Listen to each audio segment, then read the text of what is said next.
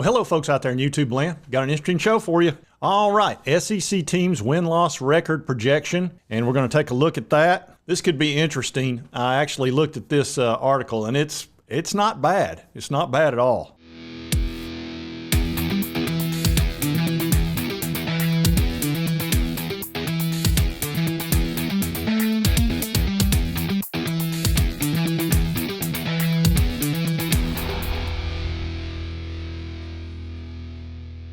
And this was by Brad Crawford on 247 Sports, and he went through and predicted the SEC's final record and the order of finish. He makes a lot of reasonable assumptions in this. Vanderbilt Commodores, obviously, you've got them, 5-7, 1-7 in the SEC. And 5-7 would be okay for them, really. And that's them, obviously, winning every game out of conference, which would be Hawaii. That Wake Forest game, that would be a really good win for them at UNLV. And here's their one SEC win that he sees, and that's Auburn catching them off guard. We'll see how that plays out. That would be at home, so that's a possibility. They beat, Kentucky and Florida last year.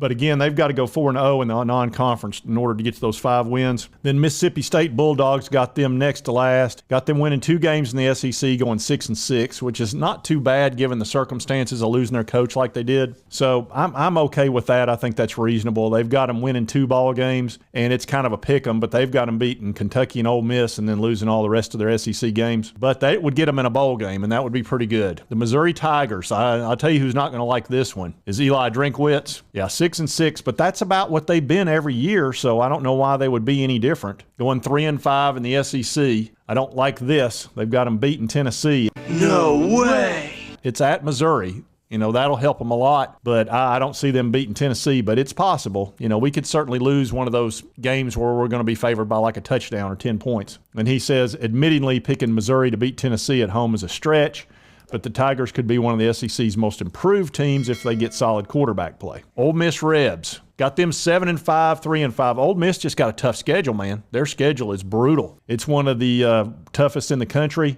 They've got to play Georgia, Alabama, and LSU, and that's not easy. Those are all 3 of those are losses for sure. So then they've only got to lose 2 more games. So that's probably about right for Lane. And they've also got to play Tulane, and Tulane was great last year. So we'll see. They've got a brutal schedule. Kentucky Wildcats, got them coming in 7-5, 3-5 here. They've got their SEC wins beating Florida, and they've had their number. They have had Florida's number in the last several years. Got them beating Vanderbilt, and they got them beating Missouri, and then losing the rest of their games, which includes Tennessee. They got to play Georgia. They got to play Alabama. They got to play at South Carolina, at Mississippi State. They've got a tough schedule. Auburn Tigers. Hugh Freeze, man. Hugh Freeze is going in with a brand new crew, first year. We'll see how he does. He's got that Michigan State quarterback. Got them finishing 6-6, which is that's what I predicted for him right off the bat. I think he'll be 500. I think he'll struggle in the SEC and he'll win his out of conference games. UMass at Cal. That could be a little tricky right there. But then they got them losing to Vanderbilt. I don't think they'll lose to Vanderbilt. New Mexico, I see them winning that game. And they got them beating Mississippi State. So 6-6, that would be fine for them. South Carolina Gamecocks have basically the toughest schedule in the country. Got them going 7-5, 4-4. They've got them losing at Tennessee. I have them losing at Tennessee. Georgia, they got them beating Florida. We'll see about that. Got them beating Kentucky and got them beating Clemson. Boy, Clemson's not going to like hearing that crap. Because they beat them last year. If they beat them 2 years in a row, you're not going to be able to live with the South Carolina Gamecocks. They're going to be brutal in state. Arkansas Razorbacks, got them finishing 7-5. That's probably about fair. And they're getting a little bit tired of their coach there. They were all fired up about him. Old Sam Pittman, some of that bloom is coming off the rose. He needs to start winning a little bit more. 7-5, that'll probably keep him there another year. Florida Gators, the Flo Riders, got them going. But if they go 5-7, if this is accurate and they go 5-7, that seat's going to get hot on Billy Napier. If I've got them going 6-6, I think they'll break 500 and then go to a bowl game and then see what they do there.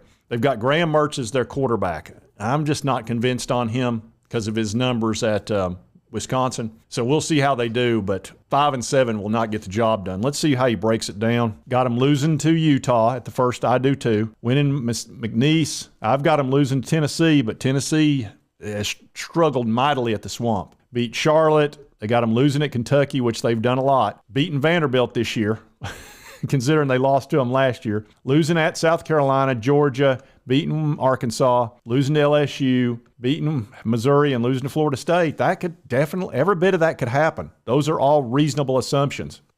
If they miss a bowl game, it's going to be tough. That would be 3 losing seasons in a row for Florida. Remain calm. All is well. Texas A&M Aggies got them. They got a big turnaround for A&M. Got them going 9-3. Now they're loaded with talent, and they brought in Bobby Petrino to be their offensive coordinator. We'll see if he gets to actually make the calls. Got them going 9-3. Let's see. They got them losing to Tennessee. They got them beating Alabama. Woo! Let's see who else they got beaten. They got them beating Miami. I expect that. They lose to LSU. All these are possible. That's not impossible. Their schedule's not that brutal, so I wouldn't be shocked. Nobody'd be shocked if they went 9-3. Got Tennessee going 9-3. That's where most people are predicting. I think Vegas has got us at 9 or 9.5 wins. Of course, we're going to beat Virginia, Austin Peay. They got us beating Florida. That's the one that it's still up in the air, man. It's hard to win in the swamp for the Vols. UTSA, which is a top 25 team, got us beating South Carolina. I think we'll handle Carolina at home. Texas A&M's at home. Then we got to go to Bama. That's the toughest game of the year for us. That's the one loss I have for us, even in my most optimistic schedule. At Kentucky, that'll be a little tough game right there. UConn, no problem.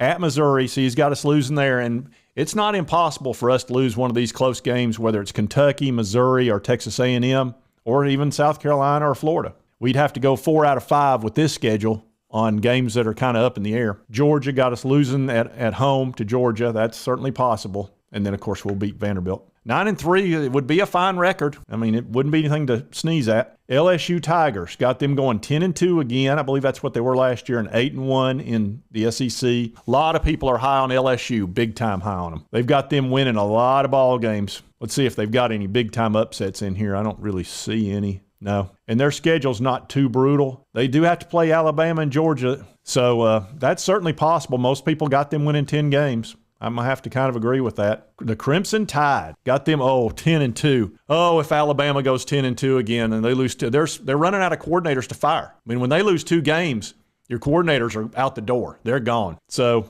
we'll see how this plays out. It could certainly fall that way. I don't know, though, man. They've got an awful easy schedule, and their tough games are at home. So I don't know. They don't have to play Georgia. Let's see if they've got any. They got Texas at home. They got at Texas A&M. That could be a little tricky. That's a tough place to play. Let's see here. I don't know. We'll see how that goes. That's a safe bet, but I don't know. They might go 11-1. Georgia Bulldogs, easiest schedule in the country. They've got one tough ball game, and that's at Tennessee. How in the world they managed to get the easiest schedule in the SEC after winning 2 natties is beyond belief, but it's the case. And I think even if they lose to Tennessee, they're still going to cruise on into Atlanta most likely. Unless we got to go 11-1 if that's the case and only lose one other ball game, which would be Alabama, and then possibly play them in the SEC championship game. So actually, I got to give Brad Crawford credit over at 247. That's a pretty accurate prediction, and it's not off base anywhere, really. I mean, it could all fall that way. Now, granted, there'll be some surprise teams. Hopefully, Tennessee is a surprise team, and they have another great year like last year. And the defense improves, and Joe plays well. But, we'll find that out shortly. We'll know down in Florida. Everybody's pointing to the swamp to let us know how Joe's going to play for the year. If he plays well down there, he says he wins in Florida, always wins in Florida. So we'll see how it plays out. But he did a pretty good job on those predictions. I'm really struggling to disagree with him too much on anything. And at this time, I do want to feature today's sponsor of this video, and that's Sevierville Golf Club. And this is the course that I play on a very regular basis. And they have 2 beautiful golf courses here. They've got the River and the Highlands.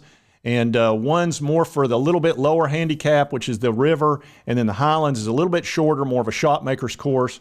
This is a tremendous layout. Both of the layouts will really test you, but they're not unfair. You hit a good shot, you're going to get rewarded. The greens are in excellent shape right now. They're almost perfect. And as I always say in this spot, If you're missing putts out there, that's on you. They have a great practice facility, which I'm getting ready to use here just a little bit later today, and work on my irons, I work on my short game and all that good stuff. It's a great range to hit golf balls on. It's the tees are nice and flat and always in good shape. He's got a beautiful backswing. Dad, oh, he got all of that one.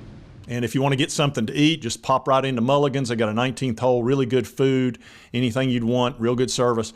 Be sure to check out Sevierville Golf Club.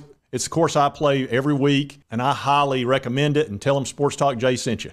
And if you've not subscribed, it's on your right, my left. Just hit that little button. I would appreciate it. And right over here is the most recent video that YouTube thinks you'll love. And we'll see you next time on Sports Talk Jay.